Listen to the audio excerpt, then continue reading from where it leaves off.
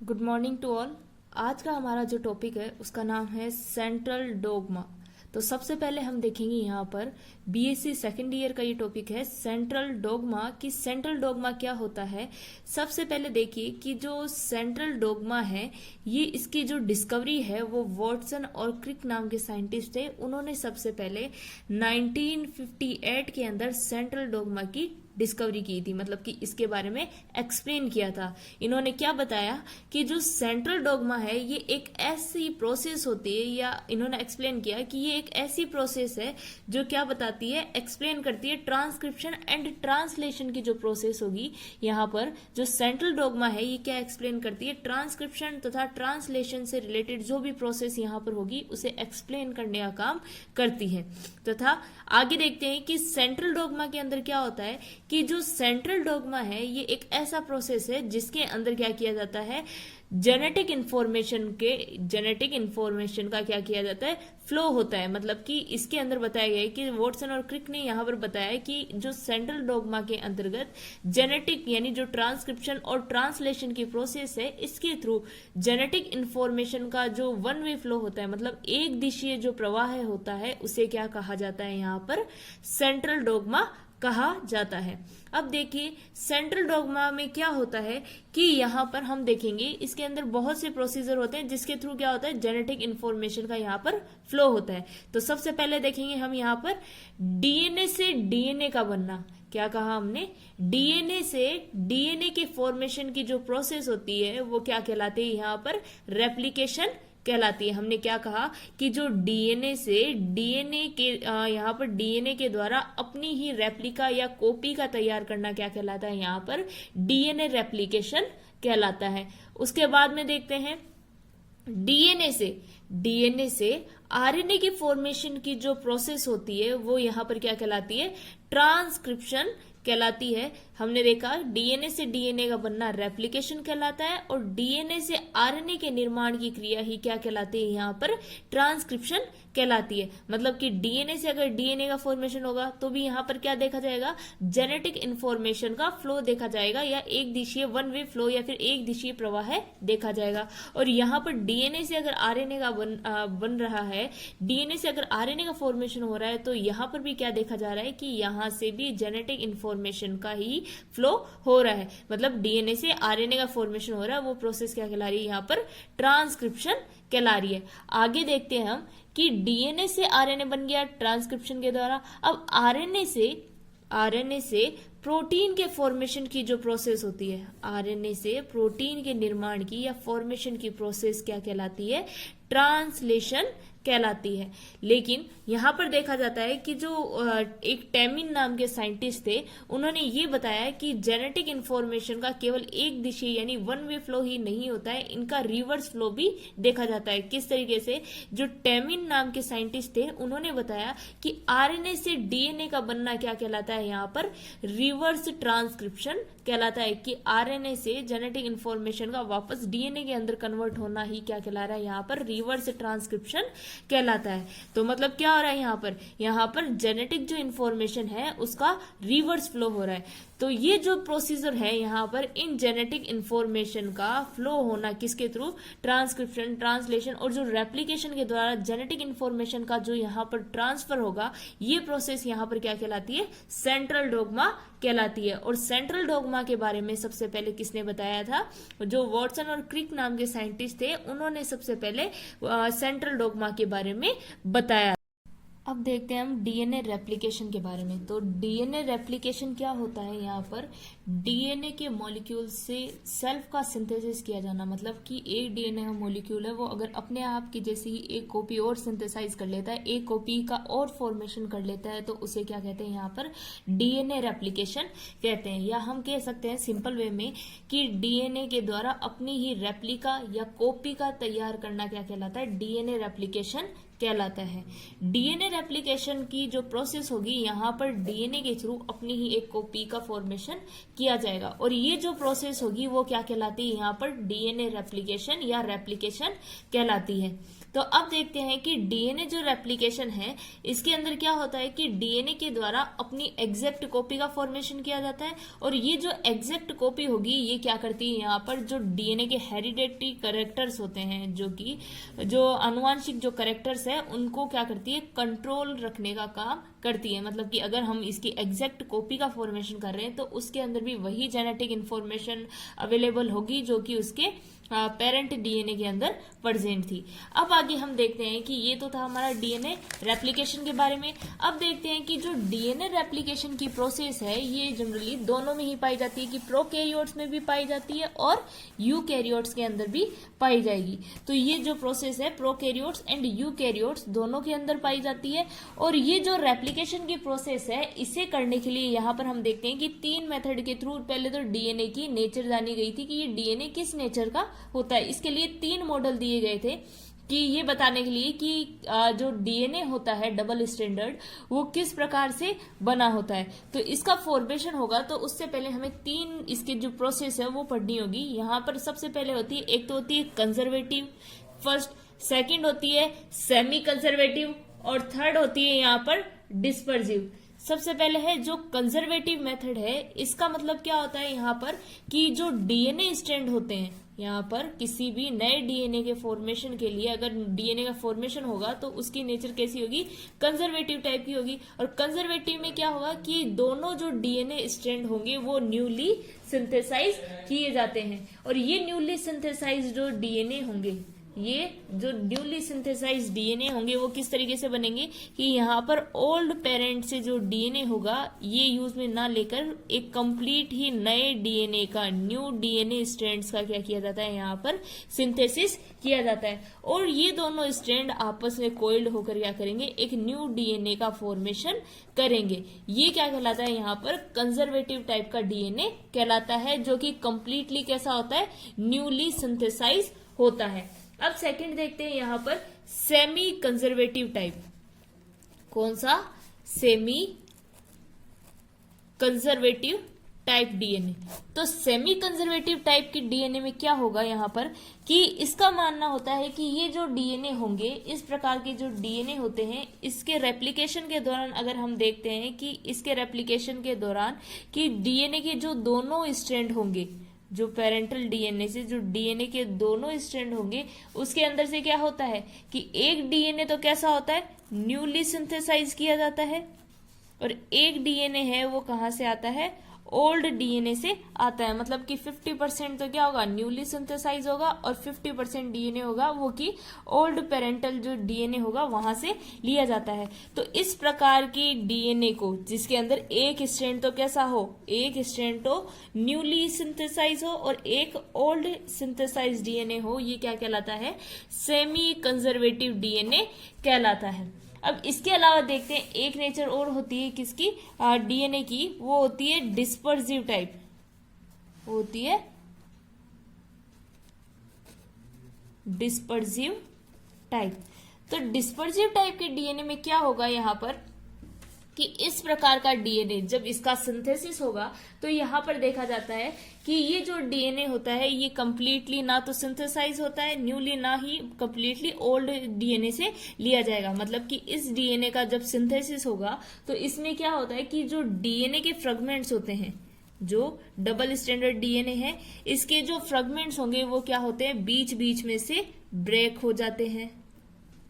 इस डीएनए के फ्रेगमेंट्स क्या हो जाते हैं, यहाँ पर बीच बीच में से ब्रेक हो जाते हैं। और आफ्टर ब्रेकिंग, ये आफ्टर ब्रेक होने के बाद में क्या होगा कि जो डीएनए का सिंथेसिस होगा, मतलब कि ये कैसा होगा कि पहले से जो ओल्ड डीएनए है वो कैसा हो गया, बीच बीच में से सेगमेंट के अंदर डिवाइड हो गया, और जहां से भी ये सेगमेंट क्या है, टूटे हैं या ब्रेक हुए हैं, इन सेगमेंट्स के बीच में क्या होंगे, जो न्यूली सिंथेसाइज डीएनए है उनका फॉर्मेशन हो जाता है। तो ये बीच बीच में क्या होगा, यहाँ पर जो सेगमेंट्स होंगे वो कैसे होंगे, न्यूली सिंथेसाइज डीएनए के ये पार्ट या सेगमेंट यहाँ पर अटैच हो जाते हैं। और इस प्रकार के डीएनए को हम यहाँ पर क्या कहते हैं, डिस्पर्सिव टाइप का डीएनए कहते हैं। 3 टाइप के पढ़ लिए हमने। फर्स्ट था कंजर्वेटिव, सेकंड था सेमी कंजर्वेटिव, और जो थर्ड था वो कौन सा था यहाँ पर, डिस्पर्सिव टाइप। तो कंजर्वेटिव टाइप के डीएनए में हमने क्या पढ़ा कि यहाँ पर जो डीएनए का सिंथेसिस होगा वो किससे होगा, कि यहाँ पर डीएनए का सिंथेसिस होगा, दोनों ही स्ट्रैंड क्या किए जाएंगे, न्यूली सिंथेसाइज किए जाएंगे। और न्यूली सिंथेसाइज डीएनए को क्या कहते हैं, कंजर्वेटिव टाइप का डीएनए कहते हैं। सेकंड आता है यहाँ पर सेमी कंजर्वेटिव टाइप का डीएनए। सेमी कंजर्वेटिव का मतलब क्या होता है यहाँ पर, कि यहाँ पर जो डीएनए के सेगमेंट होंगे, दोनों जो टेम्पलेट्स होंगे उनके अंदर एक सेगमेंट होगा या एक जो टेम्पलेट होगा वो तो कैसा होगा, न्यूली सिंथेसाइज होगा, और एक ओल्ड जो डीएनए है वहां से लिया जाएगा, मतलब कि 50% न्यू 50% ओल्ड, और ये क्या करेगा, न्यू डीएनए का सिंथेसिस करेगा। ये क्या कहलाता है यहाँ पर, सेमी कंजर्वेटिव टाइप का डीएनए कहलाता है। अब इसके बाद में हम देखते हैं कि यहाँ पर एक होता है डिस्पर्सिव टाइप डीएनए। डिस्पर्सिव में क्या था कि यहाँ पर कंप्लीटली ना तो न्यूली सिंथेसाइज होगा, ना ही ओल्ड सिंथेसाइज होगा, और ना ही इस तरीके से देखने को मिलेगा कि एक टेम्पलेट न्यूली सिंथेसाइज हो और एक ओल्ड सिंथेसिस से लिया गया है।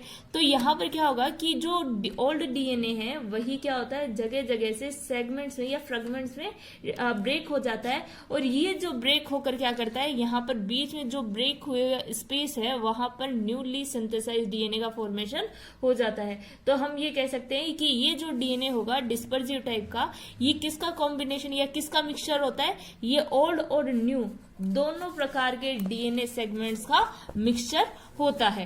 तो अब देखते हैं हम डीएनए रेप्लिकेशन। अब अगर हमें पढ़ना है तो डीएनए रेप्लिकेशन पढ़ने से पहले हमें यहाँ पर ये पता होना चाहिए कि डीएनए रेप्लिकेशन के लिए यहाँ पर हमें किस किस की जरूरत होती है, कि किस मटेरियल की जरूरत होगी कि अगर डीएनए रेप्लिकेशन होना है।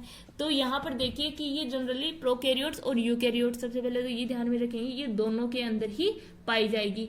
साथ में ये भी ध्यान में रखना होता है कि यहाँ पर अगर हमें डीएनए रेप्लिकेशन करवाना है तो यहाँ पर डीएनए रेप्लिकेशन के सिंथेसिस के लिए, न्यू डीएनए के सिंथेसिस के लिए यहाँ पर हमें डीएनए टेम्पलेट की आवश्यकता या नीड होती है। उसके बाद में हम देखते हैं कि सेकंड पॉइंट हम यहाँ पर ले रहे हैं एंजाइम से, कि यहाँ पर different type of the enzymes होते हैं, वो भी रेप्लिकेशन के अंदर इंपॉर्टेंट रोल प्ले करते हैं, जैसे कि DNA polymerase first, DNA polymerase second, DNA polymerase third. तो यहाँ पर डीएनए पॉलीमरेज फर्स्ट तो क्या कर रहा है, यहाँ पर जो डीएनए रेप्लिकेशन की जब स्टेज होगी, यानी अलग अलग स्टेज के अंदर इसका रेप्लिकेशन स्टार्ट होगा, तो यहाँ पर एक लास्ट स्टेज आती है टर्मिनेशन स्टेज, टर्मिनेशन स्टेज। तो ये जो डीएनए पॉलीमरेज फर्स्ट है, ये टर्मिनेशन स्टेज के अंदर हेल्प करेगा, कि जिस टाइम पर जो फ्रेगमेंट्स है वहां पर न्यूक्लियोटाइड को फिल करने में ये हेल्प करता है। फिर सेकंड आता है यहाँ पर डीएनए पॉलीमरेज सेकंड। तो ये जो डीएनए पॉलीमरेज सेकंड एंजाइम है, ये यहाँ पर क्या करता है, डीएनए रेप्लिकेशन के दौरान, डीएनए का जब रेप्लिकेशन होगा तो उस दौरान ये क्या करता है, यहाँ पर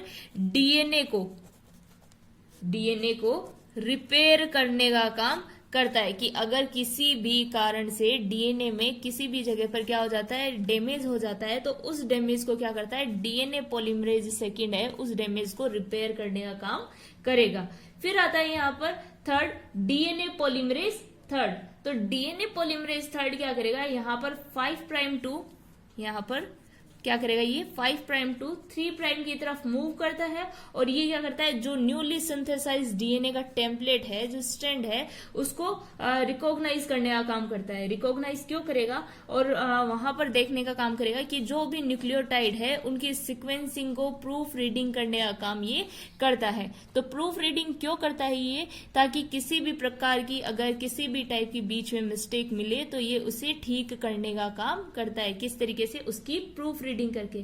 अगर डीएनए पॉलीमरेज थर्ड यहाँ पर प्रूफ रीडिंग ना करें, या फिर इसके थ्रू ये न्यूक्लियोटाइड की मिस्टेक्स को या इनकी सीक्वेंसिंग को या जो भी मिसमैच है उसे ठीक ना किया जाए, तो ये इस प्रकार की जो डीएनए पॉलीमरेज के द्वारा छोड़ी गई जो यहाँ पर ये मिस्टेक है, वो क्या हो जाती है, आगे जो न्यू जनरेशन में जाकर ये क्या हो जाती है, इस प्रकार की मिस्टेक परमानेंट हो जाती है और इस कारण किसी भी टाइप का यहाँ पर डिसऑर्डर देखने को मिल सकता है। तो इस कारण यहाँ पर इस प्रकार की कंडीशन, इस टाइप की कंडीशन ना देखने को मिले तो यहाँ पर डीएनए पॉलीमरेज थर्ड क्या करेगा, प्रूफ रीडिंग का काम करेगा, साथ में उसको रिपेयर करने का या फिर उस जगह को मिस्टेक को सही करने का काम डीएनए पॉलीमरेज थर्ड करेगा। अब बात करते हैं यहाँ पर एक और होता है डीएनए लाइगेज। तो डीएनए हमने पढ़ लिया, रेप्लिकेशन में कौन कौन से मटेरियल की जरूरत होती है, डीएनए टेम्पलेट हो गया, एंजाइम्स हो गए। अब थर्ड पॉइंट है हमारा यहाँ पर डीएनए लाइगेज। तो डीएनए लाइगेज क्या करता है, यहाँ पर डीएनए लाइगेज जिस टाइम पर न्यू डीएनए का सिंथेसिस होगा तो ये डीएनए सिंथेसिस के दौरान, डीएनए रेप्लिकेशन के दौरान क्या करता है, जो फ्रेगमेंट्स का यहाँ फॉर्मेशन होगा उन फ्रेगमेंट्स के अटैचमेंट के अंदर, उन फ्रेगमेंट्स के अटैचमेंट के अंदर ये क्या करता है, हेल्प करता है। अब ये जो फ्रेगमेंट्स है ये किस दौरान यूज होंगे, कि किस दौरान ये अटैचमेंट होगा, कि जिस दौरान ओकाजाकी फ्रेगमेंट्स का लास्ट में जब वाई शेप की एक स्ट्रक्चर बनती है स्ट्रैंड के थ्रू, उस टाइम पर क्या होगा कि अगर इन जो सेगमेंट्स है इन टेम्पलेट्स को आपस में अटैच करना है तो यहाँ पर डीएनए लाइगेज को क्या किया जाता है, यूज में लिया जाएगा। फिर आती है 4 नंबर डीएनए हेलिकेज। तो डीएनए हेलिकेज क्या होगा कि स्टार्टिंग में जब हमें डीएनए का रेप्लिकेशन करवाना होता है, जब स्टार्टिंग में क्या करना होता है, यहाँ पर हमें डीएनए का रेप्लिकेशन करवाना होता है, तो डीएनए रेप्लिकेशन के लिए यहाँ पर डीएनए हेलिकेज का होना भी जरूरी होता है। क्यों? क्योंकि ये जो डीएनए हेलिकेज है ये डीएनए की डबल स्ट्रैंडेड जो डीएनए है इनके स्ट्रैंड को अनकॉइलिंग करने का काम करेगा। कि ये कहां पर काम करेगा, ये हेलिकेज यहाँ पर इस डीएनए की स्ट्रक्चर को अनकॉइल यानी विकुंडलित करने का काम करता है, इनकी कॉइलिंग को खोलने का काम यहाँ पर करता है। आगे देखो क्या होगा, फिर आता है टोपोआइसोमरेज। कि टोपोआइसोमरेज क्या करता है, ये भी डीएनए रेप्लिकेशन के दौरान क्या करेगा कि डीएनए की किसी भी स्पेसिफिक साइट के ऊपर कट लगाने का अगर काम करना है तो वो काम कौन करेगा, यहाँ पर टोपोआइसोमरेज करेगा। और टोपोआइसोमरेज क्या करेगा, यहाँ पर डीएनए रेप्लिकेशन के लिए कॉइलिंग को खोलना होता है, तो कॉइलिंग को खोलने के लिए ये जो टोपोआइसोमरेज है ये डीएनए के स्ट्रैंड पर कट लगाएगा। तो टोपोआइसोमरेज भी यहाँ पर 2 यूज में हो सकते हैं, एक तो है टोपोआइसोमरेज फर्स्ट, एक होता है टोपोआइसोमरेज सेकंड। तो टोपोआइसोमरेज फर्स्ट है, ये तो क्या करता है, डीएनए के ओनली अगर सिंगल स्ट्रैंड के ऊपर कट लगाना है, डीएनए के केवल अगर सिंगल स्ट्रैंड पर कट लगाना है, only cut on the single strand of the DNA, तब तो क्या यूज में लिया जाएगा, यहाँ पर टोपोआइसोमरेज फर्स्ट यूज में लेगा। अदरवाइज यहाँ पर टोपोआइसोमरेज जो सेकंड है, टोपोआइसोमरेज सेकंड है, if we want to cut on the double stranded DNA, अगर डबल स्ट्रैंडेड डीएनए के डबल स्ट्रैंड के ऊपर अगर हम कट लगाना चाहते हैं तो यहाँ पर क्या होगा, टोपोआइसोमरेज सेकंड है उसका यहाँ पर यूज किया जाएगा और ये टोपोआइसोमरेज डबल स्ट्रैंडेड डीएनए को इजीली कट कर सकता है। फिर आता है यहाँ पर न्यूक्लियस एंजाइम। जो न्यूक्लियस एंजाइम है वो भी क्या करेंगे, यहाँ पर डीएनए के रेप्लिकेशन के अंदर हेल्प करेंगे। तो ये तो था कुछ जनरल इंट्रोडक्शन बिफोर रेप्लिकेशन पढ़ने से पहले। तो अब देखते हैं कि डीएनए रेप्लिकेशन की प्रोसेस है वो कैसे स्टार्ट होती है, डीएनए रेप्लिकेशन की प्रोसेस कैसे स्टार्ट होती है। तो यहाँ पर देखते हैं हम कि डीएनए रेप्लिकेशन की प्रोसेस है, अगर हमें किसी भी डीएनए का रेप्लिकेशन करवाना है तो हमें कोई भी एक डीएनए चाहिएगा, यही डीएनए क्या करेगा, अनकॉइल्ड होकर सिंगल स्ट्रैंड की फॉर्म में हमें मिलेगा और इसी डीएनए से क्या किए जाएंगे, न्यू डीएनए का सिंथेसाइज किया जाएगा। तो यहाँ पर ये जो प्रोसेस होती है डीएनए रेप्लिकेशन की, ये 3 स्टेज के अंदर कंप्लीट होती है, जिसके अंदर फर्स्ट होती है इनिशिएशन, सेकंड होती है पॉलीमराइजेशन और थर्ड होती है यहाँ पर टर्मिनेशन। ठीक है, तो यहाँ पर ये 3 स्टेज होती है, इनिशिएशन, पॉलीमराइजेशन, एक होती है यहाँ पर टर्मिनेशन। तो सबसे पहले यहाँ पर हम लेते हैं इनिशिएशन स्टेज को, सबसे पहले हम यहाँ पर लेंगे इनिशिएशन स्टेज को।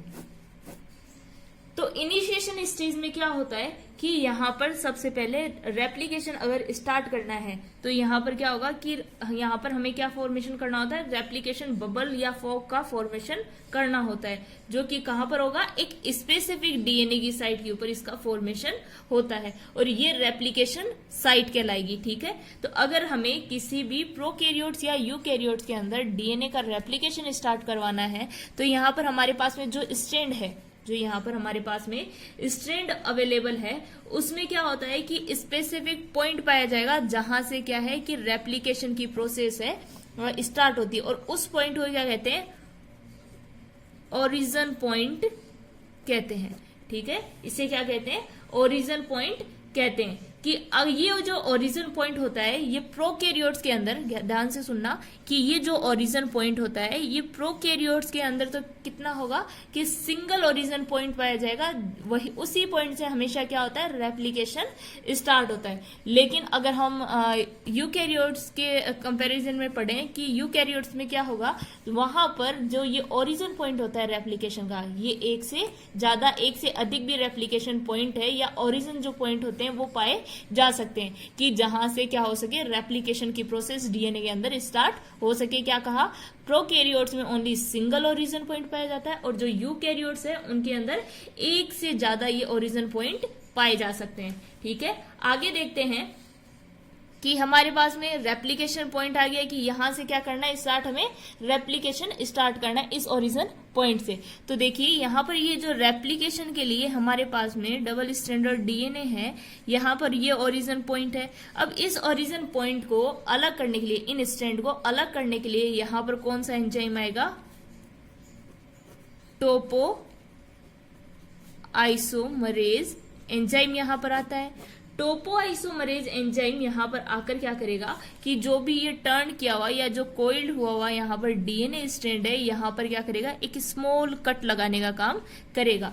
जैसे ही ये यहाँ पर कट लगाएगा तो क्या होगा, यहाँ पर जो रेप्लिकेशन बबल का फॉर्मेशन हो जाता है, मतलब कि एक बबल लाइक स्ट्रक्चर का निर्माण हो जाएगा। यहाँ पर बबल लाइक कैसे कि यहाँ पर इसने कट लगाया है और यहाँ पर एक डीएनए की कोइलिंग खुल जाती है और बाकी यहाँ पर क्या है कि पूरा यहाँ पर कट नहीं लगाया जाता है। तो ये रेप्लिकेशन, ये टोपो आइसोमरेज के द्वारा यहाँ पर कट लगाने पर क्या हो जाएगा, एक बबल लाइक स्ट्रक्चर का फॉर्मेशन हो जाएगा। ठीक है, लेकिन बबल लाइक स्ट्रक्चर का फॉर्मेशन हो गया, लेकिन अभी तक क्या है, यहाँ पर कंप्लीटली दोनों स्ट्रैंड हमें यहाँ पर डीएनए के सेपरेट करने हैं। लेकिन ये जो टेम्पलेट्स है अभी तक कंप्लीटली सेपरेट नहीं है, क्योंकि यहाँ पर बहुत से तो हाइड्रोजन बॉन्ड्स प्रेजेंट है, साथ में जो न्यूक्लियोटाइड्स, न्यूक्लियोसाइड्स और नाइट्रोजन जो बेस पेयर्स यहाँ पर प्रेजेंट है, वो क्या है, आपस में अभी भी यहाँ पर टाइटली बाइंड है। तो जब तक ये टाइटली बाइंड रहेंगे ये दोनों टेम्पलेट आपस में इजीली सेपरेट नहीं होंगे। तो इन्हें सेपरेट करने के लिए यहाँ पर क्या किया जाएगा, फिर पहले तो आ गया था टोपो आइसोमरेज, कट लगाया, यहाँ पर किसका फॉर्मेशन कर दिया, बबल स्ट्रक्चर का फॉर्मेशन कर दिया। अब बबल स्ट्रक्चर के फॉर्मेशन के बाद में यहाँ पर जो हाइड्रोजन बॉन्डिंग्स पाई जा रही है, ये रेप्लिकेशन बबल है, ये एक बार ऐसे कैसे रहेगा, नाइट्रोजन बेस पेयर्स प्रेजेंट है यहाँ पर। तो अब इन हाइड्रोजन बॉन्डिंग और नाइट्रोजन बेस पेयर्स को यहाँ से तोड़ने के लिए या अलग करने के लिए क्या किया जाएगा, यहाँ पर डबल स्ट्रैंडेड डीएनए को अलग करने के लिए क्या आएगा, यहाँ पर डीएनए हेलिकेज, जो हमने किसने पढ़ा था, जो हमने स्टार्टिंग में पढ़ा था कि क्या क्या डीएनए रेप्लिकेशन के दौरान हमें कौन कौन से मटेरियल की, कौन कौन से एंजाइम या स्पेसिफिक टाइप की साइट की जरूरत होगी, वो यहाँ पर आएगा। तो यहाँ पर डीएनए जो हेलिकेज है वो यहाँ पर आता है और ये डीएनए हेलिकेज क्या करेगा, यहाँ पर जो भी हाइड्रोजन बॉन्डिंग्स है, जो भी हाइड्रोजन बॉन्डिंग्स पाई जा रही है किसके बीच में, इन दोनों स्ट्रैंड या टेम्पलेट्स के बीच जो हाइड्रोजन बॉन्डिंग्स पाई जा रही है उन्हें तोड़ने का काम करता है। ठीक है, ये तोड़ने के बाद में क्या होगा, जो भी यहाँ पर नाइट्रोजन बेसेस है, मतलब जो भी नाइट्रोजिनस क्षार है यहाँ पर, वो क्या हो जाते हैं, एक्सपोज हो जाते हैं। और इन एक्सपोज होते ही क्या होंगे, दोनों जो टेम्पलेट है,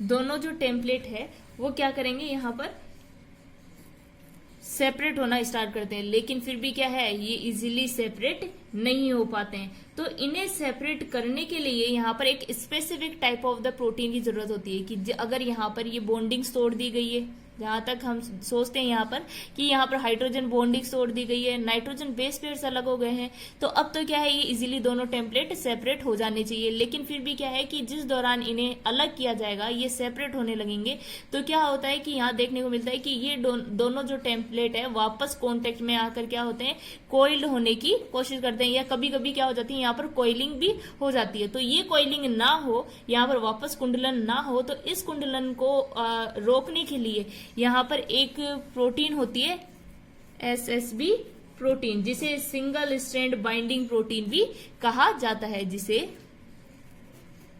single strand binding protein, single strand binding protein भी कहते हैं। अब ये जो सिंगल स्ट्रैंड बाइंडिंग प्रोटीन है, ये क्या कर जाती है, यहाँ के इस साइट पर, स्पेसिफिक साइट पर क्या कर दी जाती है, अटैच कर दी जाती है। और ये सिंगल स्ट्रैंड बाइंडिंग प्रोटीन है, ये क्या करेगी, यहाँ पर दोनों जो टेम्पलेट्स है उन्हें इजीली सेपरेट होने में हेल्प करेगी, और ये इनमें दोबारा से होने वाली जो कोइलिंग है उसे रोकने का काम करेगी। तो इससे क्या होगा कि दोनों टेम्पलेट है वो इजीली सिंगल अगर अलग अलग जो टेम्पलेट है उसके अंदर डिवाइड या फिर सेपरेट हो जाएंगे। अब ये जो सिंपल टेम्पलेट्स है, ये यहाँ पर क्या करेंगे कि न्यूली सिंथेसाइज टेम्पलेट का फॉर्मेशन करने में हेल्प करेंगे। तो यहाँ पर न्यूली सिंथेसाइज डीएनए के फॉर्मेशन से पहले यहाँ पर क्या करते हैं, हम देख लेते हैं कि यहाँ पर जो कुछ एंजाइम पाए जा रहे थे, डीएनए पॉलीमरेज फर्स्ट था, जैसे कि डीएनए पॉलीमरेज फर्स्ट क्या कर रहा था, यहाँ पर डीएनए पॉलीमरेज फर्स्ट था, वो टर्मिनेशन स्टेज के अंदर जो न्यूक्लियोटाइड फिलिंग का काम होता है वहां पर हेल्प करेगा। डीएनए पॉलीमरेज सेकंड है, वो डीएनए को रिपेयर करने में हेल्प कर रहा था, और जो डीएनए पॉलीमरेज थर्ड है वो कहां पर, प्रूफ रीडिंग का काम कर रहा था। तो ये सारे जो एंजाइम है वो डीएनए रेप्लिकेशन के दौरान यहाँ पर यूज में लिए जाएंगे, और ये एंजाइम यहाँ पर क्या करेंगे, हमारी डीएनए रेप्लिकेशन में हेल्प करेंगे। तो यहाँ पर देखो क्या होता है कि यहाँ पर जो 5 प्राइम से अगर न्यू डीएनए का यहाँ पर सिंथेसिस किया जाएगा, तो एक तो 5 प्राइम से 3 प्राइम की तरफ ये क्या करते हैं, मूव करते हैं, और ये एक स्ट्रैंड, चेन लाइक स्ट्रैंड का फॉर्मेशन करते हैं। प्राइम टू 3 प्राइम की तरफ मूव करेगा, और एक जो टेम्पलेट है वो 3 प्राइम टू 5 प्राइम एंड की तरफ मूव करता है। तो ये दोनों यहाँ पर न्यूली सिंथेसाइज डीएनए होंगे। ठीक है, अब ये जो दोनों सिंथेसाइज डीएनए है, ये क्या करेंगे, एक तो होगा 5 प्राइम से 3 प्राइम की तरफ डायरेक्ट सिंथेसिस होगा, और इस डीएनए को क्या कहेंगे, यहाँ पर हम लैडिंग स्ट्रैंड भी कहेंगे। और एक जो डीएनए टेम्पलेट बनेगा वो किस तरफ बनेगा, 3 प्राइम टू 5 प्राइम डायरेक्शन की तरफ बनेगा, और ये जो डायरेक्शन होगी वो क्या कहलाएगी, यहाँ पर लैगिंग स्ट्रैंड कहलाएगी। और ये दोनों मिलकर यहाँ पर किसका फॉर्मेशन करेंगे, ओकाजाकी सेगमेंट का फॉर्मेशन करेंगे। और जो ओकाजाकी जिस टाइम पर ये स्ट्रक्चर बनेगी, ये सेगमेंट बनने के दौरान एक स्ट्रैंड की तरफ तो डिसकंटिन्यूअसली अरेंज रहते हैं, एक तरफ कंटिन्यूअसली ये अरेंज रहते हैं। तो ये जो ओकाजाकी फ्रेगमेंट है, यहाँ पर जो डिसकंटिन्यूअसली अरेंज रहेंगे, यहाँ पर क्या है कि न्यू डीएनए का, अगर हमें न्यू डीएनए टेम्पलेट का सिंथेसिस करना होता है, तो यहाँ पर क्या किया जाता है, आरएनए प्राइमर का, आरएनए मतलब कि कोई भी प्राइमर का यहाँ पर एक पीस या सेगमेंट है वो अटैच किया जाता है, और ये आरएनए प्राइमर यहाँ पर क्या करता है, वापस से न्यूली डीएनए के सिंथेसिस को प्रमोट करेगा। तो जैसे ही यहाँ पर क्या है कि इन सिंथेसिस हो जाएगा कंप्लीट दूसरे स्ट्रैंड का भी, और जब क्या है ये कंप्लीट सिंथेसिस हो जाएगा, तो इन प्राइमर्स को यहाँ से क्या कर लिया जाता है, रिमूव कर लिया जाता है। और आफ्टर रिमूविंग यहाँ पर क्या हो जाता है, बीच बीच में कुछ स्पेस रह जाता है, और इन स्पेस को फिल करने का काम कौन करेगा, यहाँ पर जो हमने कहा था, जो कि डीएनए पॉलीमरेज फर्स्ट है, वो टर्मिनेशन, ये इसकी टर्मिनेशन स्टेज होगी, जहां पर डीएनए पॉलीमरेज जो फर्स्ट है वो क्या करेगा, न्यूक्लियोटाइड मतलब जहां से हमने प्राइमर्स रिमूव किए हैं वहां पर एक स्पेस का फॉर्मेशन हो जाता है, और इस स्पेस को या इस स्थान को फिल करने के लिए यहाँ पर डीएनए पॉलीमरेज है वो न्यूक्लियोटाइड्स के थ्रू इन्हें क्या कर देता है, फिल कर देता है। और आफ्टर फिल करने के बाद में ये क्या करता है, एक कंप्लीट न्यूली डीएनए का सिंथेसिस करता है। ठीक है, अब देखो एक बार बताती हूँ वापस से क्या कहा हमने, कि यहाँ पर डायग्रामेटिकली हम देखें, अगर डायग्राम के थ्रू हम देखते हैं कि यहाँ पर किस तरीके से ओकाजाकी फ्रेगमेंट का फॉर्मेशन हो रहा है, तो देखिए यहाँ पर इस तरीके की एक वाई शेप एक वाई शेप स्ट्रक्चर का फॉर्मेशन होगा। ये वाई शेप स्ट्रक्चर किस तरीके से दिखाई देगी हमें, एक तरफ तो कंटिन्यूअसली अरेंज रहती है और एक तरफ डिसकंटिन्यूअसली अरेंज रहेगी। तो यहां पर ये 5 प्राइम, ये हो जाएगा हमारा 3 प्राइम, ठीक है। एक तरफ होगा ये हमारा 3 प्राइम और एक तरफ होता है 5 प्राइम। इस तरफ 5 प्राइम हो जाएगा, यहां पर 3 प्राइम और यहां पर वापस 3 प्राइम और ये 5 प्राइम। और इसके बीच में क्या प्रेजेंट होगी, हाइड्रोजन बॉन्डिंग से, मतलब वापस से अगर कोइलिंग करवानी है तो यहाँ पर हाइड्रोजन बॉन्डिंग्स का फॉर्मेशन स्टार्ट हो जाएगा। यहाँ पर जो स्पेसिफिक यहाँ पर हम single strand binding protein, single strand जो बाइंडिंग प्रोटीन यहाँ पर हम अटैच कर रहे थे, वापस से कोइलिंग ना देखने को मिले तो वो यहाँ पर अटैच की जाएगी। साथ में यहाँ पर जो प्राइमर्स है वो यहाँ पर बीच बीच में अटैच कर दिए जाएंगे ताकि ये क्या कर सके, दूसरे न्यूली सिंथेसाइज जो डीएनए टेम्पलेट है उसका सिंथेसिस कर सके, ठीक है। जबकि इसके अंदर क्या है, ये तो ओल्ड जो स्ट्रैंड रहेगा और ये कौन सा स्ट्रैंड रहेगा, ये जो न्यूली सिंथेसाइज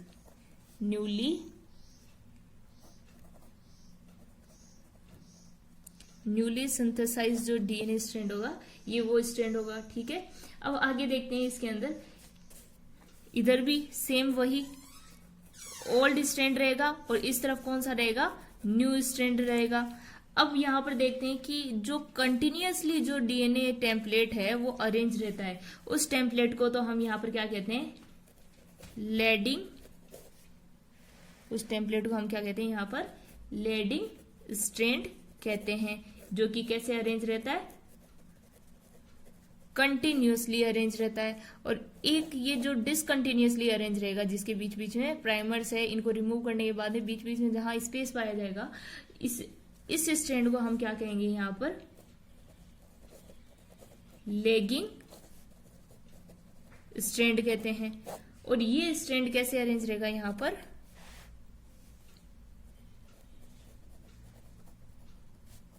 डिसकंटिन्यूअसली अरेंज रहेगा, ठीक है। इनको रिमूव करने के बाद में यहां पर किसका फॉर्मेशन हो जाता है, यहां पर